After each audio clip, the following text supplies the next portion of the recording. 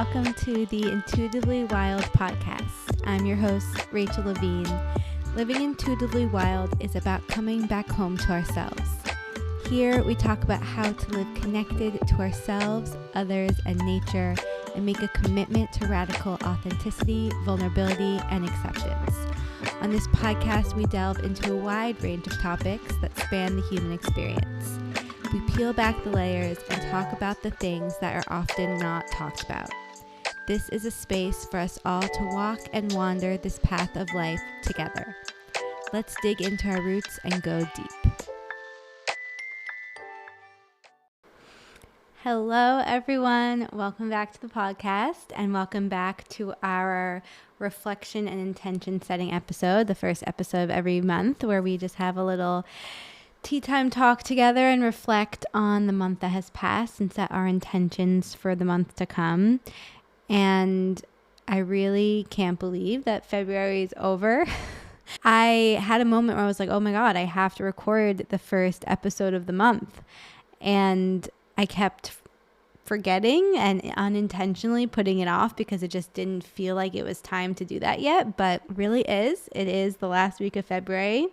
And also the first week of March, and that is just wild to me. Today I am drinking a very special blend of tea, which is the Reawaken tea, which is the tea from the winter edition of our Seasonal Shifts product range.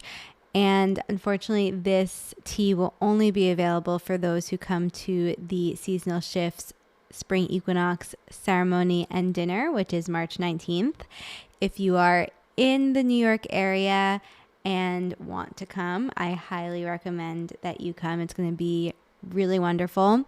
If you are not in the area or can't come, stay tuned for more events in real time, live in person situations coming soon. I guess speaking of reflections, that's one of the biggest things I can reflect on in February is that I announced the first live event for Intuitively Wild. And I won't go into this too much right now, but I do plan on having an in-person ceremony of some sort for each moment celebration on the wheel of the year. And this is just the first of that. And I'm sure there will be many different iterations of it to come. But if you are seeking some more herbal support when it comes to this seasonal shift into spring, you can reach out to me.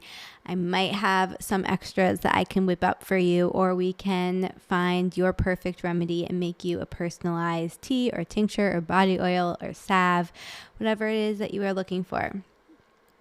But let's get into it. February. I have been in deep hibernation mode.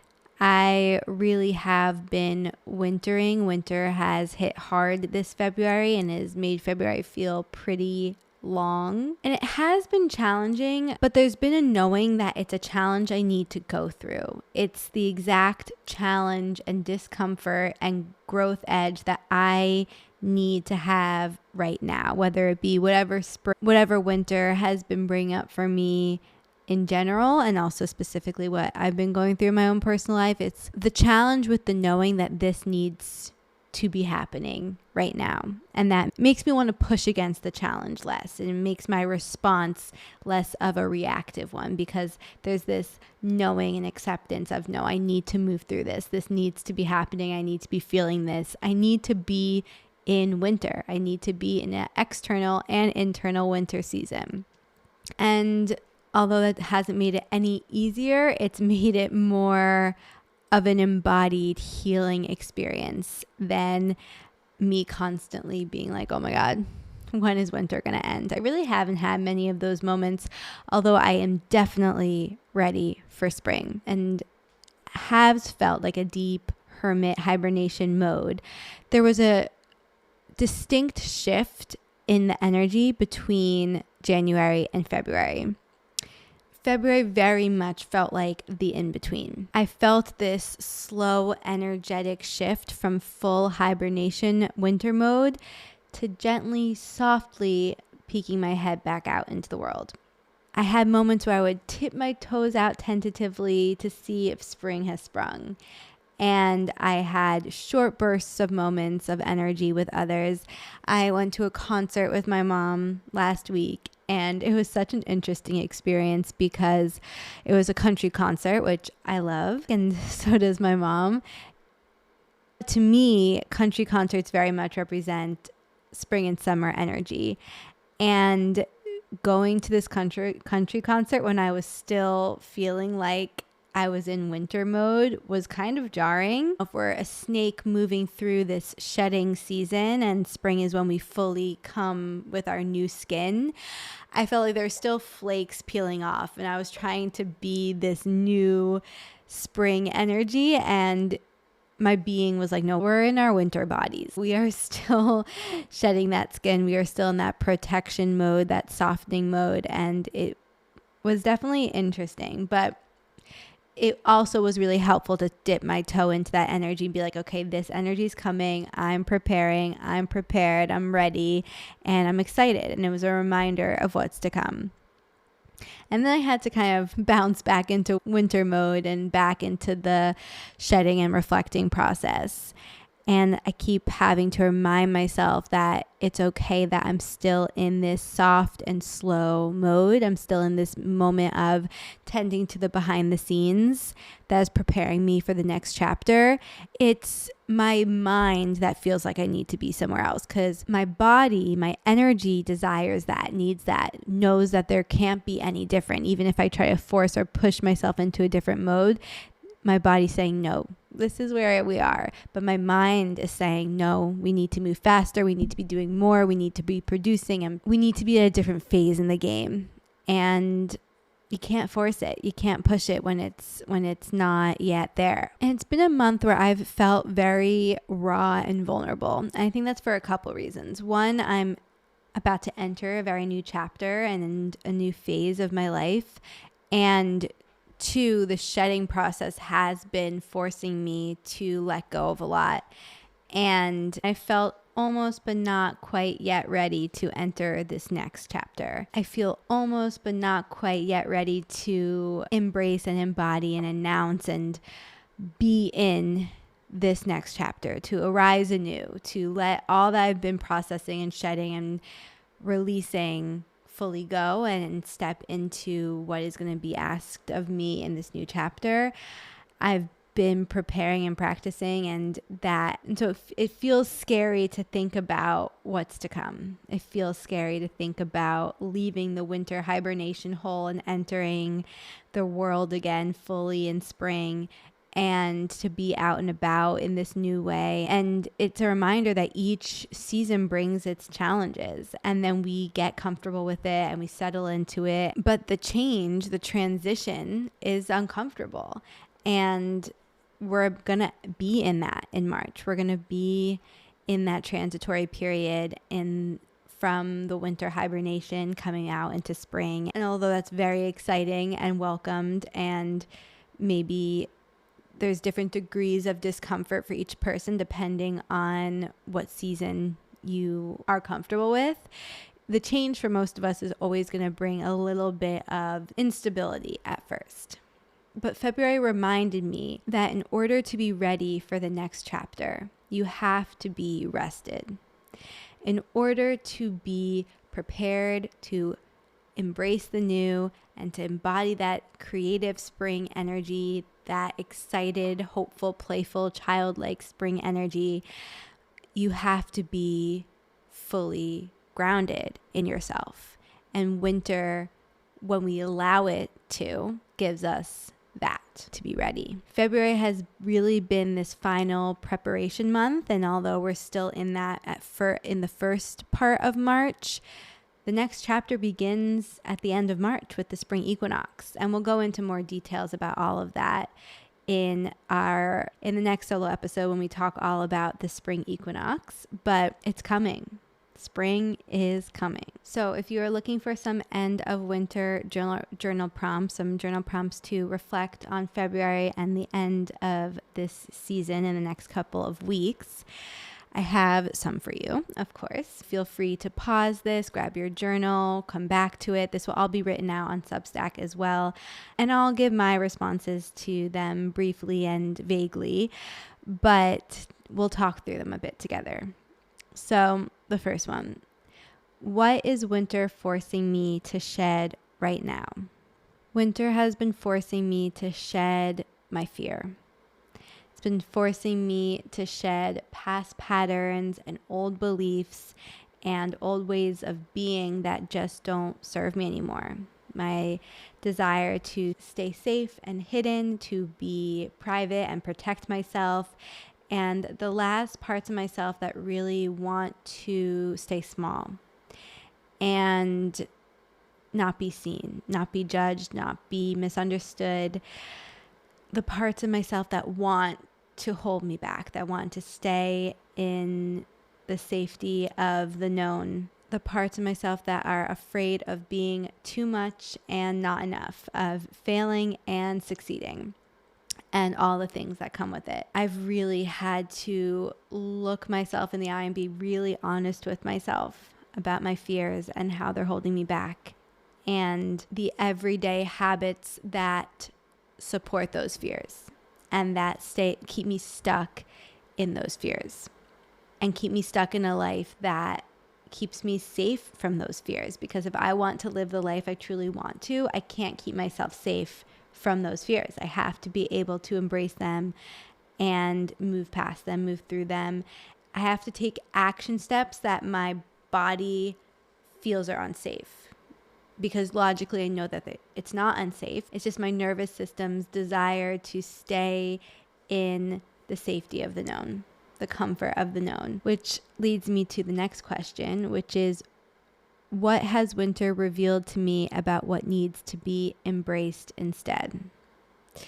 Well, I need to embrace my fears. I need to embrace following my dreams. I need to embrace being seen. I need to embrace supporting myself in different ways. So instead of creating a schedule that keeps me safe from my fears and allows my nervous system to feel safe in that comfortability, I've had to use my tools to regulate my nervous system as I am stepping into the fears. So in the past, I've kept myself safe and I've regulated my nervous system by doing things that avoid embracing my fears. And now I need to force myself to embrace those fears and then to use my tools to show myself I'm safe in my fears. I need to embody confidence in myself and in the new choices I'm making, in the new life I'm carving for myself, in the fears.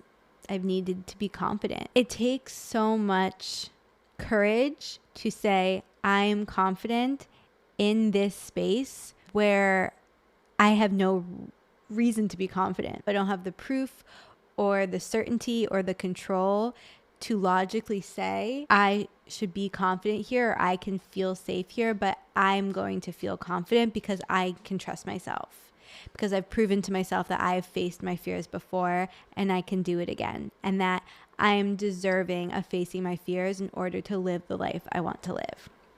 So what is winter forcing you to shed right now? And what has it revealed to you around what you need to embody instead?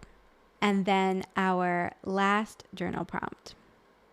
What is an action step I can embody in my daily life in order to truly listen, shed what needs to be shed, step into what is being revealed, and prepare myself to embrace the new once spring arrives? And there are many different action steps that I have taken and that I have embodied throughout February.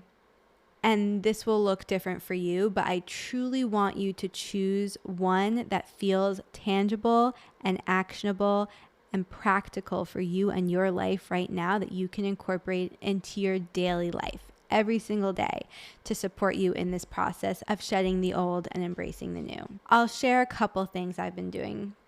So in February, I've also, while I've been in this hibernation mode, I have embraced some new trainings and lessons and learnings that I've been connecting to. This time of the year, this in-bulk portal that we're still in until the spring equinox, is also the time of the creatrix, of creativity, and of the seeds we are planting, the ideas that we are hoping to bring into life in spring. And so it's very fitting that while we are in our winter hibernation, we are learning and creating and taking new courses and delving into new things that interest us. And I have definitely been doing that. For one, I've been doing a tea ceremony certification course, which I have just absolutely fallen in love with, and feels like the very natural evolution of my herbalism and all my work with plants. And in that, I have cultivated a tea meditation every morning as part of my morning ritual. And that has been really supportive in grounding me, in starting my day, in setting the intentions and the energy that I want to carry into the rest of my day. So that's been one practice that I've embodied every single day in order to support me. Theo's here asking for my attention. And another has been tapping, EFT, which is emotional freedom technique. I'm no expert on it at all. I'm a newbie, and it's not something that I utilize with my clients or in my work, at least not yet. But I have started to practice it for myself, and I found it really supportive. I recently signed up for a creative living workshop, and it doesn't start fully until the spring equinox, but as I've been working through the foundational workshops and all the work that's come with it, they've introduced tapping. And I've heard of tapping before. I've done it before, and I've always liked it, but I never felt super called to it. But for some reason, this time around, my body, my energy said, I need to do this every single day. And it's just such a testament to listening to ourselves and our energy and letting go of anyone else's suggestions or rules or timelines, and really trusting what practice works for us right now. Because in the past, I really did kind of overlook EFT and it just didn't serve me. And now it's really supporting me. So that's a more recent one I've started, and I'm trying to do that every work day in the middle of the day. When I feel myself getting a little overstimulated or tired or overwhelmed, I just take a pause and I do a little EFT tapping practice, and it really does help me ground and center. And it's also been helpful when I transition from my work day into the evenings, or from my morning practice into my work day, those transition moments. Anytime I'm kind of changing the energy, it's helped me just remain stable. And I've been using the offerings given by the teacher I'm doing this creative living workshop with, but there's so many different EFT tapping practices out there for free that you can tap into. So you can look into it and see if that resonates with you. And also, if you're interested in the tea ceremony practice that I've been doing, feel free to reach out to me with any questions you might have. So those are two things that I'm doing right now to support myself and make this transition and embody the energy that I want come spring. I also am just going deeper and deeper into my spiritual and creative practices, which both of those courses touch on. And I'm doing that in many different ways. And for me, spirituality and creativity are very much intertwined. But I really structure my lifestyle around this way of being a spiritual being, of being a creative being. And it's not just about having these creative practices and these spiritual practices. It's about embodying this lifestyle. So I found profound healing and connection through delving deeper into that. And it's really required me to give myself permission to create the lifestyle that works for me every day, not just on the weekends or when I have the free time or when I've done enough to deserve it. Embodying this type of lifestyle, the lifestyle that serves me personally every day, all the time, through the rituals and practices that I build into my life. Which brings us to my March intentions. March, we are still in winter. We're still slowly, softly stepping into spring. But we are still in winter, but spring is coming, and we have to be ready to welcome it with open arms and then embody spring. So I'm going to share some of my intentions, and I get to my intentions by journaling on what I'm reflecting and what I want to embody for this next chapter. And then I get it down to a couple of sentences, 3 to 5. And from there, I create an I am statement that I can claim and declare throughout this chapter. So whatever amount of time these intentions are for. So for me, it's for March. I want clear statements that I can claim for all of March, and you want them to be in the present moment, which is why I recommend I am statements. So I am going to share 5 intentions that I got to from my journaling around what I'm releasing and reflecting on from February and what I want to embody in March. And for each of them, I will share my I am mantra intention statement as well. So my first is speak more softly and compassionately to myself. I am what I repeatedly tell myself I am. And that's such an important reminder for me because I can often find myself saying, I'm not good enough. I'm not working hard enough. I'm not going to get there. I'm not fill in the blank, fill in whatever statement you are telling yourself. And then when I can remind myself, I'm what I repeatedly tell myself, I am the one choosing to say these things to myself. I'm the one choosing to say, I'm not good enough. I'm not working hard enough. I'm never going to get there. I'm the one choosing to say that. No one else is coming to me and saying, this is truth. I get to decide what I believe I am by what I say to myself. And so what I say to myself can change every day. But when I remind myself I am what I repeatedly tell myself, it's a wake-up call. I'm forced to check in with myself and be like, what am I telling myself? What am I believing about myself? And giving myself the opportunity to choose something different. Because if I catch myself saying I'm not good enough, and then I'm saying I'm what I repeatedly tell myself, I'm choosing to say I'm not good enough, and I'm what I repeatedly tell myself. If I continue to declare I'm not good enough, I'm really saying I don't love myself. I don't support myself. I don't believe in myself. And I don't treat myself that way. So how do you want to treat yourself? Okay, my second one. Find a way to celebrate life intentionally every day. I am allowed to feel joy at any moment. I've really noticed in February how I reserve joy, like unbridled childlike awe and joy, for very specific moments.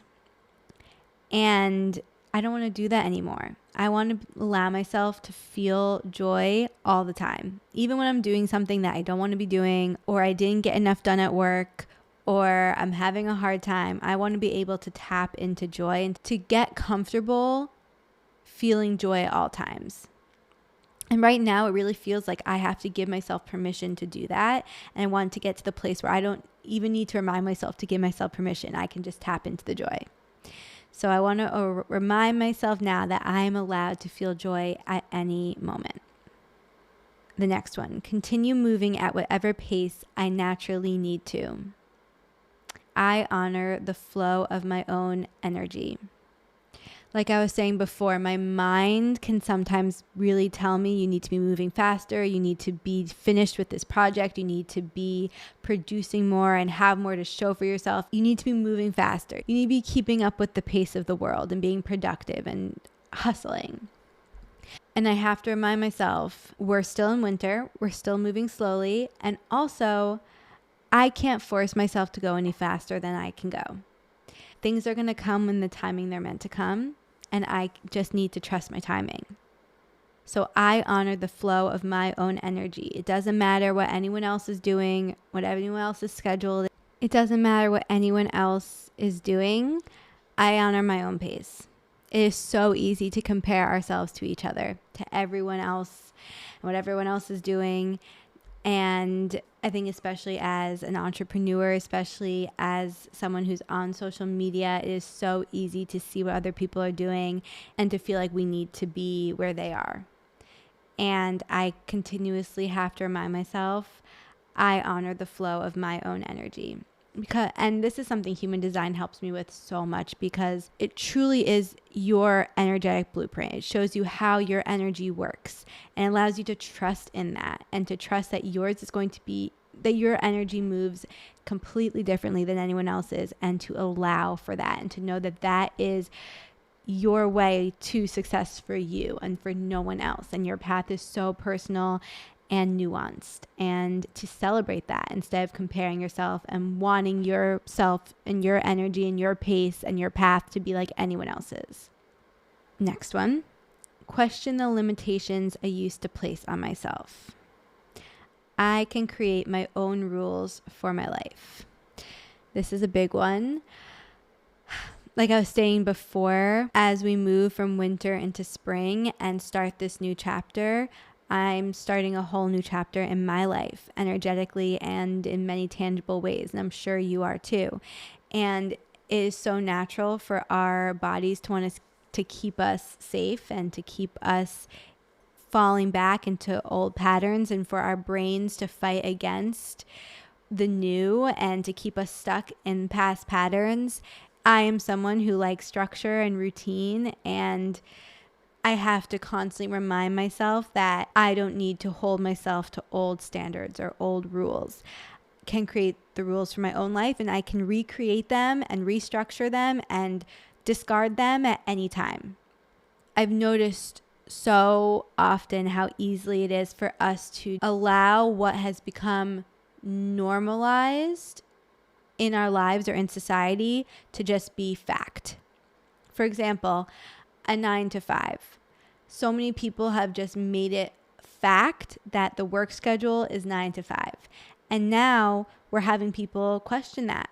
Another example that is in that kind of vein is going to college. It's just been fact that people go to college. Like, that is the thing you do. You graduate high school, you go to college.